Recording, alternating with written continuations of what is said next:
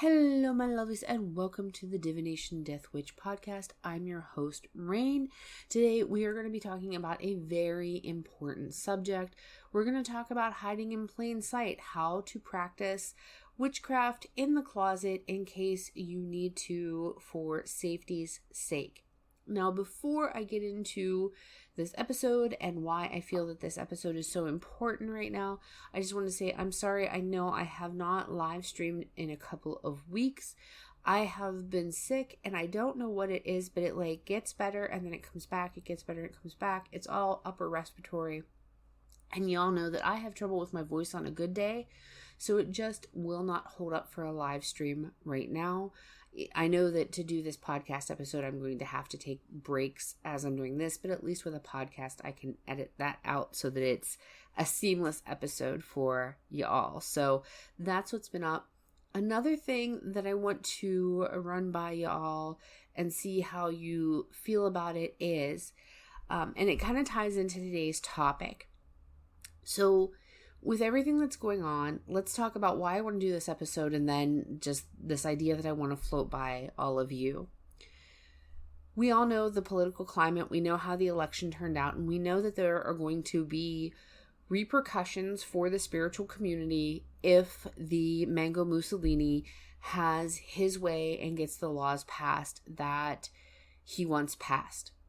And for those of you who don't know, I am currently living in Louisiana. And we already know that things are going to happen. So if you don't know, if you're not up to date on what's happening in Louisiana, the governor, Landry, who was supposed to be promised a position on Mango Mussolini's cabinet, but I don't know what's going on with that, he passed a law that all public schools are required to post the 10 Commandments in every classroom in Louisiana. And there are requirements as to how big the poster has to be, etc. Now, if you are unfamiliar with me, then let me explain that I am a practicing pagan death witch. I have been since the late 90s. I was raised in a Wesleyan United Methodist Church. I have a lot of religious trauma. I like to help other people heal from their religious trauma. And I very much am adamant about the separation of church and state. So I know that there's a lot of misinformation out there. You'll very often hear Christian nationalists say that the United States was founded to be a Christian nation. However, the founding fathers of the United States were very adamant that America was never meant to be a Christian nation. And if you need to see a direct quote or some evidence of that, there's actually a lot of it if you look at the writings of the founding fathers. But I will point you to one thing specifically, and that is the Treaty of Tripoli, where George Washington very much states outright, does not mince words, that the United States was not founded on Christianity and it was not meant to be a Christian nation. Now, this is not to say that I don't think that people should follow Christianity if that's what works for them. I'm not here to yuck your yum. If you are Christian and that works for you, then more power to you.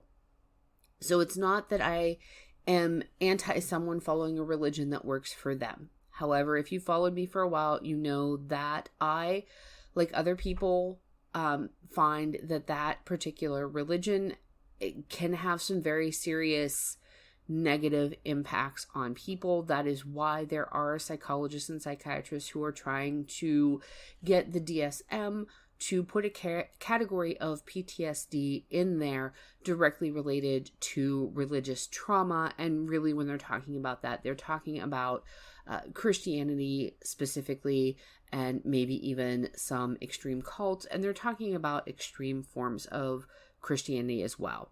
Now, here in Louisiana, why this is all tying in here is the fact that people hoped that the 10 Commandment law that Governor Landry signed into effect would be shot down by the Supreme Court.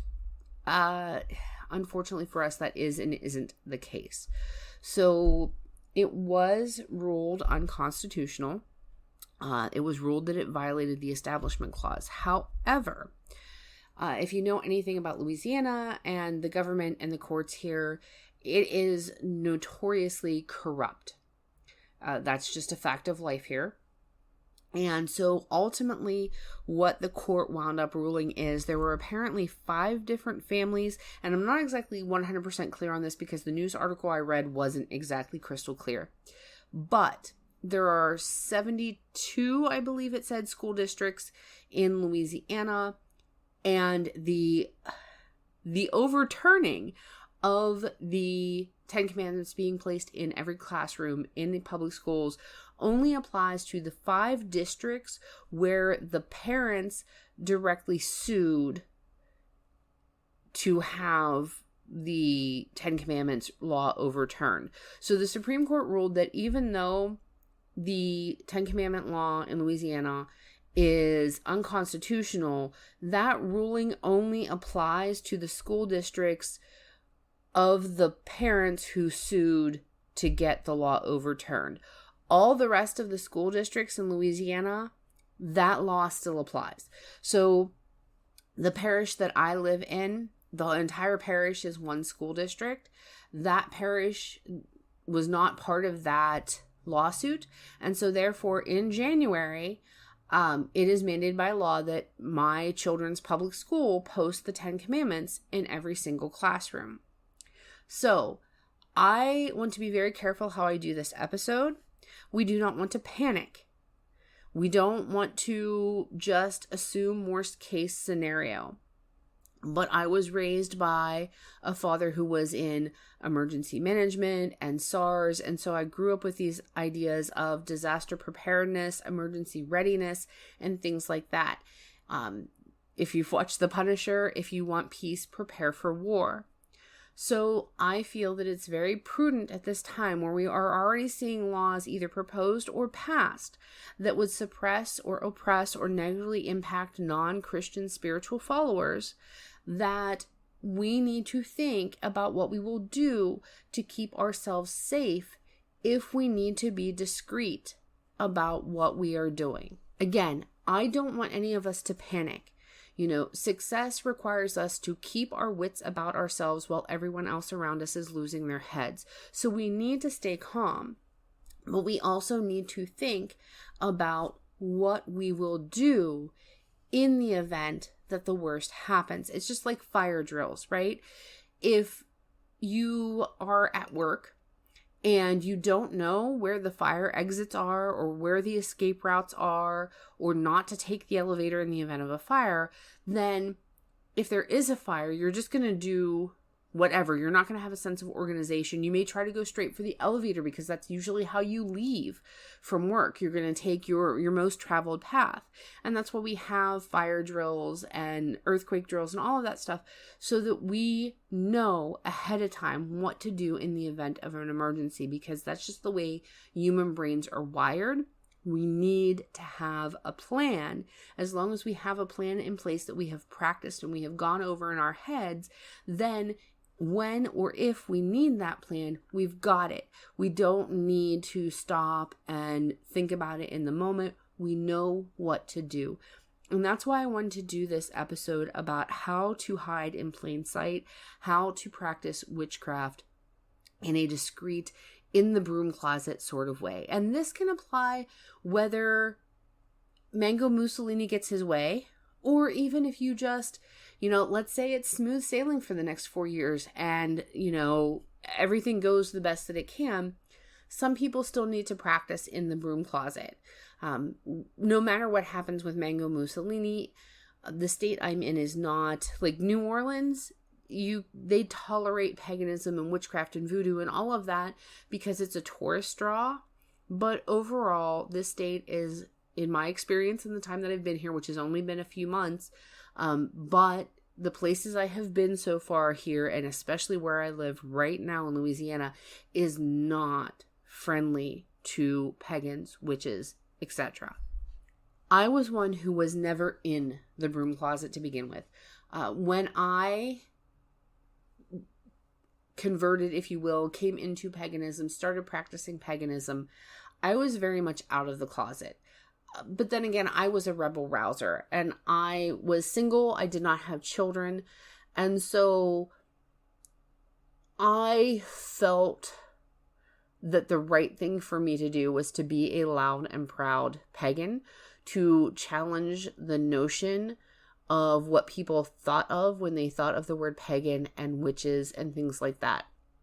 So that was my experience. Did I have repercussions for that? Absolutely. I have had repercussions for being loud and proud and pagan. I've had repercussions from then really through now. I have seen things get better, get easier for pagans over the decades, but there's still places and times where we need to be careful, where we need to read the room and know how safe it is for us to be out and loud and proud pagans, and when we need to just sort of keep our mouths shut. While I was never in the broom closet and I was very out and loud as a pagan, I also understood the teaching that I got over and over again as a young pagan, and that was to know, to will, to dare, to be silent. I knew when to keep my mouth shut. And that's going to be very important for us moving forward and navigating what is going on right now. I understood as a young pagan that in public and at school and at work and amongst my friends that I was out as a pagan. However, I also knew that my ultra-conservative father would not be okay with that. And so around my father, I kept my mouth shut, because it was a matter of safety. So what we want to do here is not panic. We don't want to assume the worst. We don't want to think the sky is falling, but we want to be prepared for ways that we can keep silent and yet keep our faith and keep practicing. Now, that said, people in all different kinds of minority communities have been talking about ways to navigate what may come. And one of the things that they talk about is a need for community. And that can look like a lot of different things. I've had an idea for a while of sort of creating a circle or a coven, I don't know what we want to call it, to go along with the YouTube channel and the work I do and everything. I am ordained and all of that. I have led a circle before, years upon years ago, but I moved away, and so I just never did that again afterwards. But I was thinking about doing an online, whether we want to call it a coven or a circle. We would meet in Discord. I already do have a Discord server. The link is in the description box. Well, you have to click my link tree, and then you get the link to the Discord server. But I've thought about creating, the Discord was always intended to be a community, but I've thought about creating a community. We do it through Patreon. I'd keep the membership fee low, like $5 a month. And we would do, what I'm thinking is, because I do death witchcraft, the dark of the moon is just as, if not more important than the full moon. So I was thinking about doing circles for the dark of the moon, where anybody who, is free at the time, we would have a private voice chat in the Discord server where we could meet and do a working or a ritual or whatever people were wanting. Like I'm kind of trying to figure out what you guys might want. I do need enough people willing to sign up for it to make it a thing, because I've got to set up the Patreon and all of that. In addition, we'd probably do a newsletter of some kind. So if you are interested in this, also let me know what you would want in the newsletter so that I know. And then if you've ever heard of death cafes, I've wanted to host actual death cafes, but I can't do that on Divination Death Witch because it can't, like a business can host it, but you've got to keep the business separate from the death cafe. And I feel like the line is too blurred if I host an actual death cafe through Divination Death Witch. And it definitely is not allowed if I'm doing it as part of the Patreon. but I want to do something along that line as well. So what I'm looking at least at this point, because remember, I am chronically ill, so I don't want to bite off more than I can chew, but I'm looking at a newsletter and then 2 meetings a month. One would be for the dark of the moon, and one would be a sort of, I don't know what to call it, because I can't call it a death cafe because that is an actual organization, but something similar to that. So anyhow, before we get into the tips for flying under the radar, I just wanted to see if there's an interest for that, how much interest there is, if you guys like the idea of the Dark of the Moon Circle and the Death Cafe-esque meeting and a newsletter, and what you guys would like in a newsletter, just so that we can build sort of a sense of community, have a safe space for us, no matter what happens in this historic period that we're going through. So yeah, let me know what you think about that. Let me know if you have ideas of other things we could do for this sort of Patreon community. I do have a method to my madness of why this will be a Patreon paid community, and that is going to be because if people have to invest money, we're less likely to get trolls or interlopers into the community. So I do want to make it pay, but I don't want to make it expensive. I want to make it accessible, but yet that little bit of deterrent to any trolls that will come in, because I've done the free community thing, and if you guys have seen my lives, hopefully you haven't noticed, because I do have mods that they don't really speak in my chat in my lives, but they are watching chat, and they are very quick to delete the trolls that do come into my lives. So I want to avoid that. But let me know what your thoughts are in the comments down below. Any ideas you have? Do you love it? Do you hate it? What would you like to see if we do something like that, so that I can start thinking about and maybe putting that together? All right, I've talked way too much at the beginning of this episode. Let's get into the topic. So let's start with some general witchcraft things. And then I'm going to talk about divination specifically, because I am the Divination Death Witch. Yes, I do witchcraft in general, but I focus a lot more on divination on this channel. All right, first things first. If we are trying to fly our broomsticks below the radar, all of the fancy capitalist, overtly witchy material items are going to need to get put away. Right? Like, we can't have them out and about for Aunt Tilly to come in our house and see and then know that we are subversive to the regime. Or if you're just in the closet and you're trying to not have people notice. Those things are not necessary to practice witchcraft.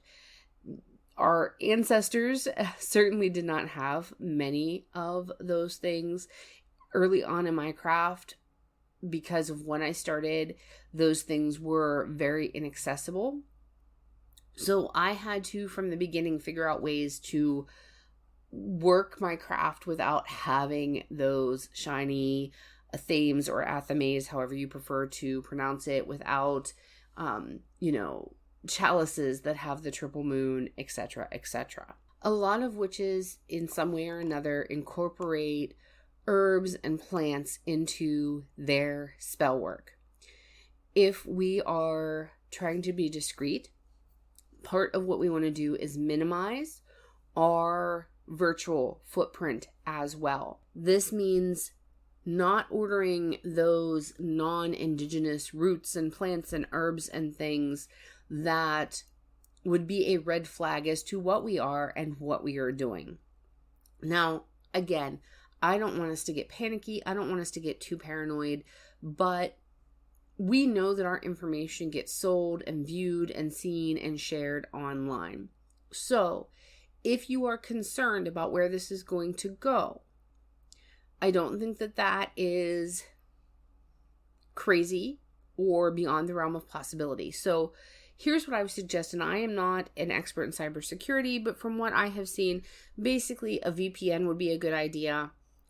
If you don't want to have a digital footprint, chances of you being able to scrub everything you've already done is pretty far-fetched. But scrub what you can. Use a VPN if you can. Don't order anything online if you can avoid it. Basically, the gist is, if you want to prepare for the worst, then minimize your digital online presence in regards to witchcraft and paganism as much as you can. You're not going to make it impossible for them to find you, but you can make it harder. You can make it not so obvious who you are, and what you are doing. Now, for someone like me, it's kind of pointless to do that. I am considered subversive and undesirable on so many fronts, according to this regime, that there is no way really, there's no point really in me trying to cover my tracks at this point. If they're going to come for us, like some people say they will, I'm female, I am disabled, I am pagan, and, I can't hide my disability records. I can't. The government knows that I'm disabled. So there's no way for me to hide that. I also can't hide my ancestry. I can't. And my ancestry makes me undesirable as well. So trying to hide my spirituality really doesn't make sense. I might as well continue to be the squeaky wheel and to be out and loud and proud as a resource for others, because if the worst happens, I'm already up the creek without a paddle. So why not add fuel to the fire, in my opinion? But if your situation is different than mine and you want to be discreet, just so that you aren't inconvenienced even during whatever may come. And again, I am preparing for the worst, but I am optimistic and hoping for the best case scenario out of a bad situation. So what do we do when it comes to using plants? Well, here's the thing. Right now, while we still have access freely to all of the information and everything, research the plants and herbs that you have access to. So if you like to use herbs, just use the ones you find in your grocery store. So what ones do you normally use in your cooking or are readily available? Remember, the tariffs are supposed to be coming. So things like cinnamon, paprika, vanilla, those cannot be grown in this country. They all are imported, so they're going to become very expensive. So if you consider those essentials, stock up on them now. If you don't, then I recommend that you focus on what is readily available here and your region itself. So look at what's in your grocery store, easily accessible. Learn the uses of those herbs, because there isn't an herb on the planet really for most things that you can't find another herb that won't do the same or a similar thing, or a combination of herbs that won't do the same or similar thing. So learn what is accessible for you. The grocery store is your best friend. Nobody's going to question you getting herbs at the grocery store. You're just cooking, right? Also, whatever you can grow yourself, if you can grow things yourself, right? Learn how to do that. Get some seeds now. Start growing whatever plants you can now. Yes, growing things like belladonna and wolfsbane might at some point become a little suspicious. You might look a little sus, right? But you can grow garlic and rosemary and sage and basil, all of these thyme, very useful herbs in the craft. They should not be overlooked. So using the herbs that you can get at your grocery store, whatever you can grow yourself where you live. When it comes to candles, right? 7-day candles, candles shaped like humans, candles shaped like a phallus, things like that might give you away. So you may want to avoid those types of candles. You might also want to avoid candles that you have to burn for 7 days or 9 days, because then that's something you've got to keep out. You've got to work with on a regular basis, and that might be a little harder to hide. Birthday candles, they don't take that long to burn down. They come in a variety of colors. You can do a spell with a birthday candle. If you absolutely love a spell that requires a 7-day candle or a 9-day candle or something like that, then just use 7 birthday candles, 1 a day, or 9 birthday candles, 1 a day, because they burn down quickly. You can do it very discreetly. I have not timed how long it takes a birthday candle to burn completely. I have never needed to know that information. However, tea lights are another good option. Tea lights generally burn from like 3 to 4 hours. I do know this because I used to sell magical tea light candles on my Etsy shop, and I did have to like pay attention and burn several to see what time frame they burned in. So usually 3 to 4 hours. So I want to do a working. Here's when I'll have a 3 to 4 hour window that I won't be interrupted, that I can burn this candle and do the working in one sitting. Because you really want to focus on trying to do things in one setting in a short amount of time so that you're not likely to be interrupted or observed doing it. If you want a potion for something, you want to ingest something for spell work, then learn how to make teas that will have that purpose. Yes, I know sometimes they are not fun to drink. A dandelion root tea tastes awful, but it can be very useful if you need to go that route rather than trying to access herbs and plants that will become difficult for you to obtain or that you cannot grow yourself. If your practice, your path involves having physical items that you use as part of ritual, like a knife or a plate or a bowl or a chalice, things like that, what I recommend is going to a thrift store of some kind, estate sales, yard sales, whatever. Find mismatched items. A single bowl or a plate from a set. A single cup that looks chalicey to you from a set. Make sure that it's mismatched. You can hide it in the back of your cabinet. And if anyone asks what that's for, I used to have a set, but the others were broken and I just liked it so much I haven't gotten around to throwing it out. So that you can have a reason for it to be there, that it isn't obvious what you're using it for. It's kind of like self-defense if you have heard lawyers talk about this, right?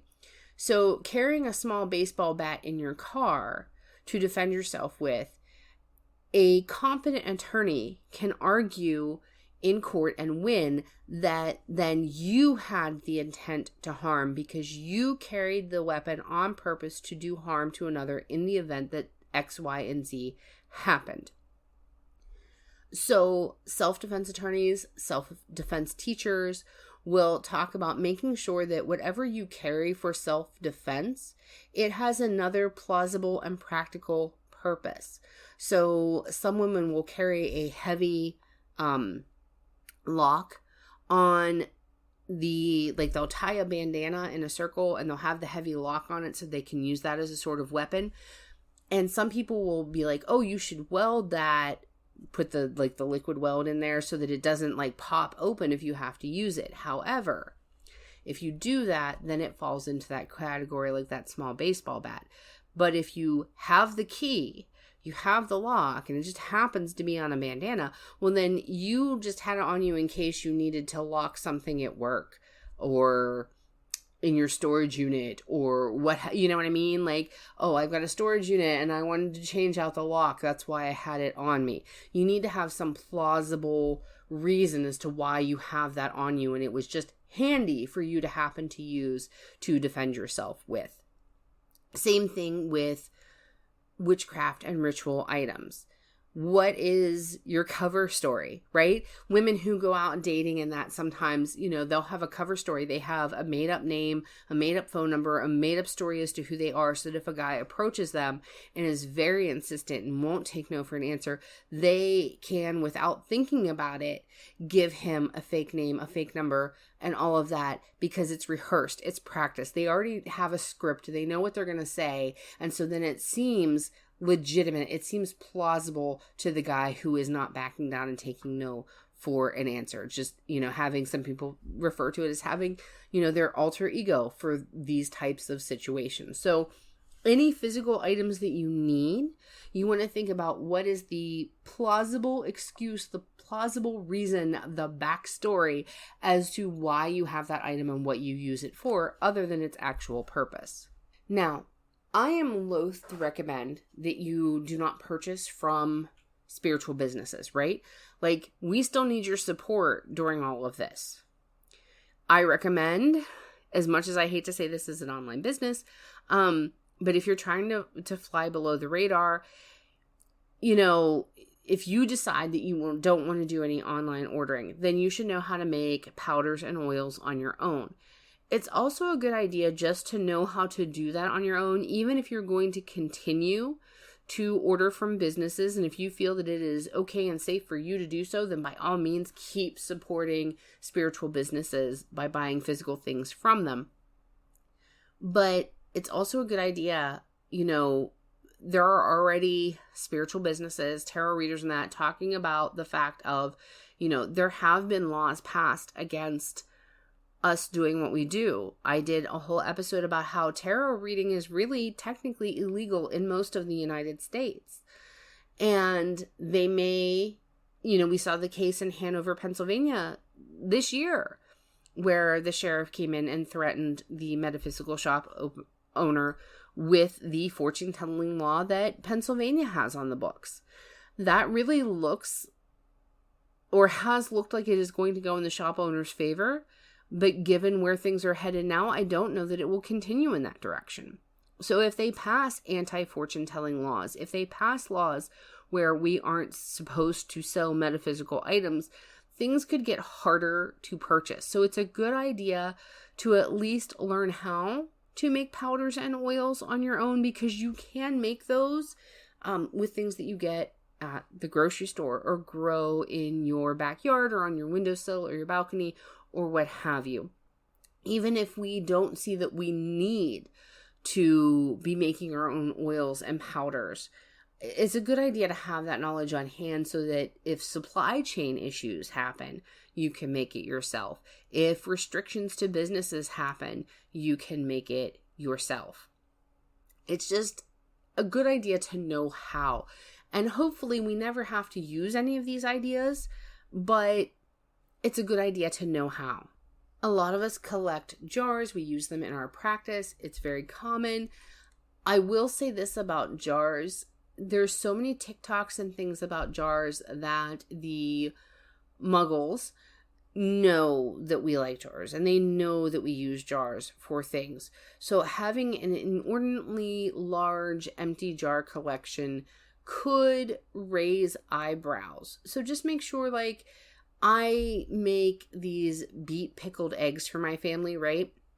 And so jars of a certain size are what I use for that. So, those are my pickled egg jars. Or I like to store basil in oil in jars in my refrigerator to prolong the use of the basil, or to make basil oil for cooking, and have a plausible reason as to why you have the jar collection. When it comes to books and things like that, a lot of people are recommending that we have physical copies. Now, this is sort of a double-edged sword, right? If they censor us, because we already know that Amazon and Sony, and I think Nintendo has done it too, where things that people have bought digitally and they thought they owned that, those platforms have decided to remove certain items, even though people had paid for them, because we basically are leasing or renting it. We're not actually buying it. So they can take away digital items and resources at any time. So in that sense, it's practical to have physical books and resources on hand, but by the same time, you're going to have to find a way to keep those away from prying eyes. If you're worried about family members or that coming into your home and seeing them, you're going to have some way to disguise them. So yes, there's wisdom in getting physical copies, but also having physical copies can create its own issue. In that vein, though, I would suggest, if you are the type of witch that keeps some sort of online journal or in some way stores your witchcraft information, your grimoire, your book of shadows, your book of mirrors, what have you, online in any way, I really would highly recommend having a physical copy of that actual hardback, like journals like you get at the store where you've handwritten it, or print it out now and put it into a journal like that so that it can just look like a diary on your shelf or beside your bed or what have you, just as sort of a backup, just in case. Because we do know that they have a religious agenda. They also have agendas when it comes to censorship and the internet and stuff like that. So it's just better to be safe than sorry. Make sure that you have that information backed up in a way that is not digital. Again, I want to emphasize that I do not want to spread panic or misinformation or conspiracy theories. It is merely coming from my background and training in preparedness. I call it the Punisher philosophy. If you want peace, prepare for war. Prepare for the worst case scenario. Hope for the best case scenario. But if you prepare for the worst, then no matter what, you're going to come out of the situation better off. All right, so let's talk about methods of divination that we can kind of make seem harmless or not divination. Ways that we can do divination, have divination items on our person, in our space, and it not be obvious that that's what they are. So the first one I want to talk about is using playing cards. We may or may not need to hide our tarot decks and our oracle decks. If the tariffs come through, then purchasing decks is likely going to become very cost prohibitive. Playing card decks are cheaper, and historically I have not known them to ban playing cards or create any sort of laws against playing cards. Now, I can't say they won't do that. Remember, if you've watched the History of Tarot video, the church's initial problem with tarot was that it was a trick-taking card game that involved gambling. So if they come after gambling, playing cards may take a hit, but historically, they've left playing cards alone. So just on legislatively wise and cost wise, playing cards should still be accessible to us. Now, there are lots of different ways that you can read playing cards. So I have a video here on the YouTube channel. I'll try to remember to link it in the description box below that teaches you how you can read playing cards as if they were tarot cards. Yes, there is a difference because there's 52 cards in a deck of playing cards and 78 in a deck of tarot, but it gets the job done. So if you already know tarot and you're not interested in learning a new system, that can be something that is very valuable. So I will try to remember to link that. That is a free resource for you. I also have in my Etsy shop 2 different printables that you can purchase. They are only a couple of bucks each, so they're not expensive. One teaches you a vintage French method of playing card divination that uses a regular deck of playing cards. And yes, it's old, but it's still good. It is more on the fortune telling side. So if you want to keep the esoteric elements that we see in tarot, then you'll want to use the system I teach in the free video here on YouTube. But if you are wanting to or willing to learn another system, the French method is available by PDF in my Etsy shop. It is more in a fortune-telling vein. You have to think about when it was created and what it was created for. On there, I also have a Hungarian method for reading playing cards. Now, in the PDF, I do show the actual specific William Tell Piatnik deck that they use in Hungary, but you can do it with a normal, what we call a standard deck of playing cards, which is the French deck of playing cards. So even if you don't have that Hungarian deck, you can do that with a deck of playing cards. Also, Lenormand originally wasn't its own deck. It was initially done with playing cards. So you can memorize which playing card corresponds to which Lenormand card. So if you already know the Lenormand system, You just need to memorize which playing card corresponds to which symbol in the Lenormand. And if you want to expand on your Lenormand knowledge, I do have a Lenormand printable in my Etsy shop that teaches you how to do ancestor readings with the Lenormand. It teaches several different spreads. I also have a PDF in my Etsy shop. And again, all my PDFs are just a few dollars. But I have one also that teaches the game of hope. So the predecessor, where Lenormand comes from, is this German game of hope. And it was a fortune-telling game, right?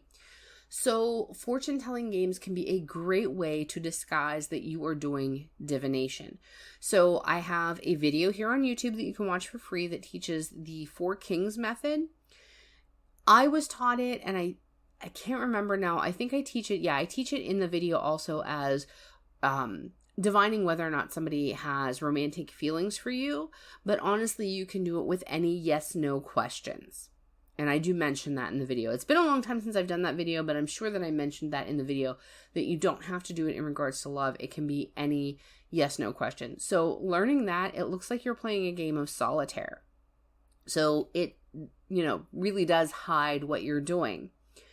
The game of hope, you do lay out all 36 of the Lenormand cards. You lay them out in order, and then you do roll a die and move a token around on the cards. Basically, you turn the 36 cards into a game board, and then you interpret the cards that you land on during the game. Now, it is meant to be played as a group.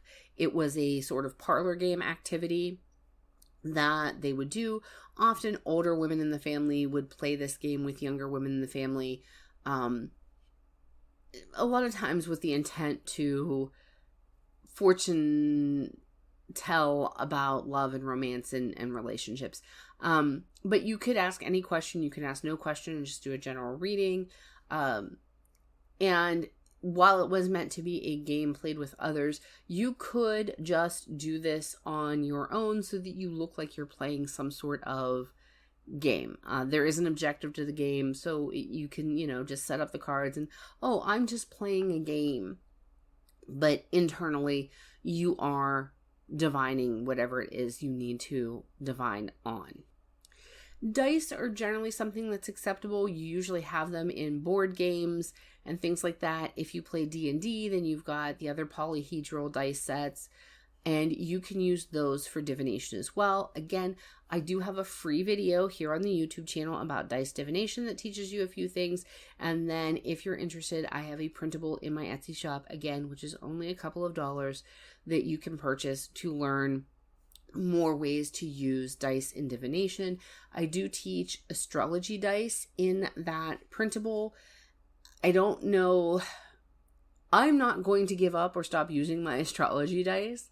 But if you want astrology dice, I would buy them now rather than later, because generally speaking, as I have found, if for no other reason, they tend to be imported from China, so they may become more difficult to get. If you know how to make dice, if you work with resin, then you might be able to make your own. If you're creative enough, you might be able to turn some 12-sided die into astrology dice that you could use. But I also have my yes-no method for using dice, which just requires a single D6. I have the Victorian method, which I do show in the free video. I have my version, my modern version of that Victorian dice method in my printable. So between the video and the PDF, you can learn several different ways to read with dice. I also talk about reading with dice using tables. That's something else that I discussed too. Pendulums are popular, but you may not want to have an actual dowsing divination pendulum out and about where anyone can see it.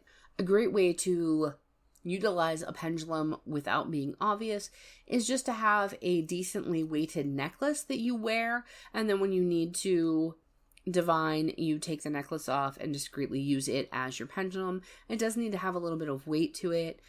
If you are interested, I do have free printable pendulum mats on my website, but that's a way to discreetly use pendulums. Charm casting. Depending on you and what is plausible, charm casting might be something that is still an option for you that isn't obvious and doesn't give you away. Especially if you do like a lot of jewelry making as a hobby, then it's not unusual or unexpected or out of the ordinary for you to have a collection of random charms in a basket or box or bag in your house. So if you are a crafter, that charms would be plausible. Or even if you're like, oh, I craft so much and I was going to do this, but I just didn't get around to it. Because let's face it, us crafters tend to have a lot of supplies that we buy with good intentions but don't follow through on. If that fits you, then that can be used to your advantage here. And then there's no reason to be suspicious of you having a bunch of random charms. Lastly, tea. Because tea, well, it's probably going to get cost prohibitive in a lot of senses. But if you drink tea anyhow, if you're willing to pay for that luxury, if you will, if you're going to continue to drink tea, then you already have the tea. You might as well make it dual purpose. Again, you do need loose leaf tea to read tea leaves. But tea leaf reading is something that, you can do more discreetly. You having tea and teacups is not going to raise any eyebrows. But tea leaf reading is a tried and true method of divination. It is very magical in my own personal opinion because you do sort of have to have a whole ritual. There's a whole process. It's not as easy as just breaking out a deck of cards and just shuffling and turn them over. There's a whole preparation and everything for it. So that is something that you can do under the radar as well. Yes, you can read coffee grounds as well, but to my knowledge, the only people I know who do that read Turkish coffee. And if things, even just economically, supply chain wise, if things go the way that it looks like they will go, Turkish coffee may not be accessible. Also, if you didn't already drink Turkish coffee before, and Turkish coffee is not like American coffee, so you really do have to be able to enjoy that in order to read it. That might not be an option. If you already drink Turkish coffee though, and you plan to continue no matter the price, then that is something that you could look into as well. All right, my lovelies, those are my ideas, at least off the top of my head and right now, as to ways that we can fly our brooms under the radar, hide in plain sight, and be discreet about our practice should we need to, for whatever reason, whether it's a want or a need. Those are the top ideas that came to mind for me. Now, I am recording this and posting this on November 18th, 2024.